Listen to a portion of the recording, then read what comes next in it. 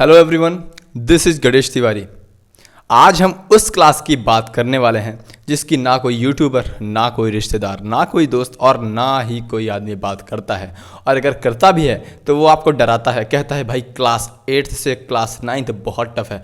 Class 9 में science के 3 parts हो जाते हैं, भाई मैथ तो समझ ही नहीं आएगी। और भी कई सारी आपको अफवाहें सुनाई जाती हैं क्लास 9 के बारे में। बट मैं आपको ये कहता हूँ कि ये सारी अफवाहों से आपको पूरे साल बचना होगा ताकि आपकी क्लास 9 सबसे अच्छी जाए। और आज की इस वीडियो में मैं आपको के साथ ऐसी स्ट्रेटजी शेयर करने वाला हूँ जिससे कि आपकी क्लास 9 बहुत ही स्मूथली जाएगी और आप एक एक्सीलेंट मार्क स्कोर कर सकते हैं। तो चलिए आज की इस वीडियो में हम बात करते हैं कि आप क्लास 9 में 95% या उससे अब कैसे स्कोर कर सकते हैं।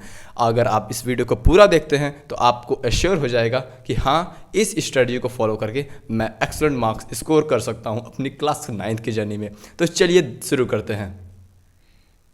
क्लास 8 तक क्या होता है कि सभी स्कूल्स में डिफरेंट बुक्स ऑथराइज की जाती है उनके स्कूल्स के द्वारा, और बहुत ही रेयरली होता है कि सिलेबस सभी स्कूल्स का सेम हो।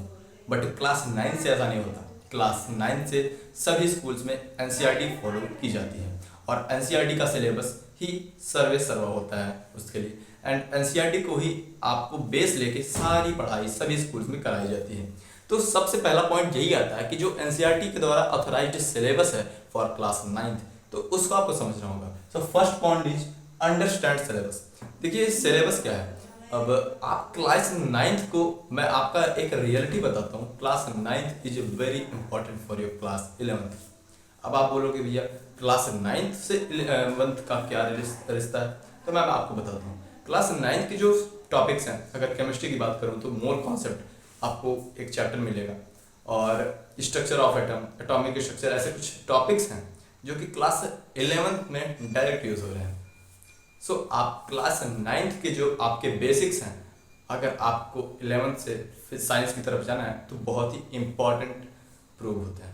वैसे ही अगर फिजिक्स की बात की जाए तो बहुत सारे टॉपिक्स हैं जो कि एग्जैक्टली हाँ 11th में यूज होते हैं, जैसे कि मोशन है, ग्रेविटेशन है, force and law of motion है, न्यूटन के बारे में।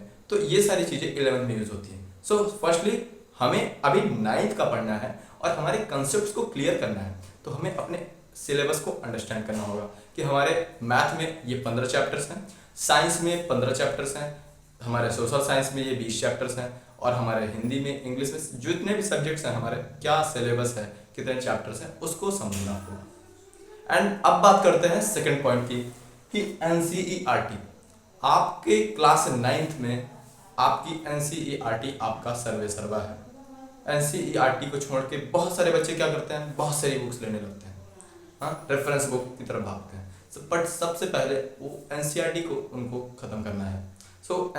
पहला स्टेप आपको एनसीईआरटी खत्म करना है, बट आपको एनसीईआरटी पहली बार पढ़ के नहीं समझ आएगी, तो आपको वीडियो लेक्चर्स वन शॉट का हेल्प कर लेना है।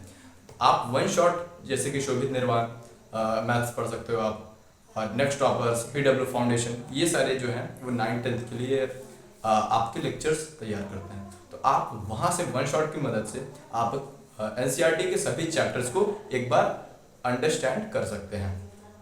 एंड थर्ड टिप्स है नोट्स। ये क्लास 9th की मेरी, और जितने भी बच्चे अपने क्लास 9th को एक्सीलेंट करना चाहते हैं और जिन्होंने किया है, उनका सबसे बड़ा राज है उनके नोट्स बनाने की कला आपको 8th तक नहीं होती। 8th में क्या होता है, जो टीचर ने बताया वही आ जाएगा, हम वही आंसर्स को अपने नोटबुक में उतार लेते थे। बट क्लास 9 से ऐसा नहीं होने वाला। क्लास 9 से आपको सारे कॉन्सेप्ट्स और उसके रिलेटेड क्वेश्चंस आपको अपने नोट्स में करने होंगे। सो उसके लिए आपको वन शॉट जो आपको कराया जाएगा, और आपकी जो एनसीईआरटी बुक होगी उससे हेल्प लेके आपको उसके सारे कॉन्सेप्ट्स अपने नोट्स में लिखना होंगे, और आपको सारे क्वेश्चंस। सो नोट मेकिंग की जो स्ट्रेटजी है वो आपको क्लास 9th में ही सीखनी होगी। और मैं आपको बताना चाहूँगा कि अगर आपको क्लास 9 से रिलेटेड कोई भी और क्वेरीज हैं तो आप कमेंट कर सकते हैं, मैं उस पर वीडियो बनाने की कोशिश करूँगा। अब बात करते हैं दूसरी बात की, तो है एक्सरसाइज या फिर question practice. That is very important in your class 9th, 10th, 11th और 12th। किसी भी क्लास की बात करूँ, अगर आपने एक्सरसाइज सॉल्व नहीं की, क्वेश्चन प्रैक्टिस नहीं की, तो आपके एनसीईआरटी पढ़ने का, वन शॉट देखने का, नोट्स बनाने का कोई फायदा नहीं है, क्योंकि एट द एंड आपको मार्क्स लाने हैं। एग्जाम में क्या आने हैं? एग्जाम में तो क्वेश्चन ही आएंगे, आपको क्वेश्चन को अटेम्प्ट करना होगा। हाँ, सो इसलिए आपको क्वेश्चन प्रैक्टिस करना बहुत ही मस्ट है। सो आपकी एनसीईआरटी के जितने भी क्वेश्चंस हैं, आपको सबसे पहले वो आपके टिप पे होने चाहिए। अगर कोई आपको रात को उठा के भी पूछ ले भाई इस क्वेश्चन का सॉल्यूशन बता, तो आपके दिमाग में होना चाहिए। सो इस हिसाब से आपको सारे मैथमेटिक्स के, आपके साइंस के और भी जितने भी सब्जेक्ट्स हैं जो कि एनसीईआरटी बेस्ड हैं, उनके सारी एक्सरसाइजेस आपके टिप पे होनी चाहिए। दैट मीन्स आपको इनफ प्रैक्टिस करनी है। और उसके अलावा जो आपके टीचर्स आपको एक्सटर्नल क्वेश्चन प्रैक्टिस कराएं, वो भी आपको प्रैक्टिस करनी है, ताकि आपके क्लास 9 बहुत ही स्मूथ चले। So and first and last and very important point friends, revision. Class 9 में अगर आपको टॉप करना है, आपको 95% लाना है, सो आपको रिविजन करना होगा। रिविजन मीन्स आपने एनसीईआरटी पढ़ी, जितना समझ आया ठीक, नहीं तो आपने वन शॉट लगाया, वन शॉट के बाद आपने फिर से एनसीईआरटी पढ़ी, आपको सारी एनसीईआरटी अब समझ आएगी। उसके बाद आप नोट्स बनाएंगे, एनसीईआरटी की हेल्प लेंगे और वन शॉट की हेल्प लेंगे। नोट्स बन गए आपके, फिर आपके जो बुक में, एनसीईआरटी बुक में एक्सरसाइजेस हैं, चाहे वो एन टेक्स्ट हो चाहे बैक एक्सरसाइज के क्वेश्चन है, उनको सॉल्व करने हैं। एक्सटर्नल क्वेश्चन अगर आपके टीचर्स प्रोवाइड कर रहे हैं, या फिर आपके पास अगर कोई एक्सटर्नल सोर्स है, उससे आप क्वेश्चन प्रैक्टिस कर रहे हैं। फिर उसके बाद यही साइकिल आपको रिपीट करनी है। आपको फिर नोट्स पढ़ने हैं, क्वेश्चन प्रैक्टिस करनी है, नोट्स पढ़ने हैं, क्वेश्चन प्रैक्टिस करनी है। अगर आपने यह कर लिया, हर हफ्ते, हर 15 दिन में ये कर लिया, तो आपके सारे कॉन्सेप्ट्स हमेशा आपके माइंड में रिकॉल होते रहेंगे और आप क्लास 9 में 90-95% आपको लाने से कोई नहीं रोक सकता। और अब मैं बताने वाला हूँ, क्लास 9 में सब तो आप बढ़िया पढ़ाई कर लेते हैं, सभी एक डायरेक्शन में चलते हैं, बट लास्ट में वो क्या मिस्टेक्स कर देते हैं, इसकी वजह से वो अपने डिजायर्ड रिजल्ट तक नहीं पहुंच पाते। तो mistake number 1, too many books. So मैं बताना चाहूँगा आपको कि too many books that means too many sources. हम एक सब्जेक्ट की बहुत सारी बुक्स लेने लगते हैं कि हमारे उन टीचर्स ने तो ये बताया था, उस यूट्यूबर ने तो ये बताया था, हमारे उस फ्रेंड ने वो बुक ली है तो मैं भी वो बुक लूँगा। फ्रेंड, ये आपको गलती नहीं करनी है। एनसीईआरटी को आपको सबसे पहले फिनिश करना है।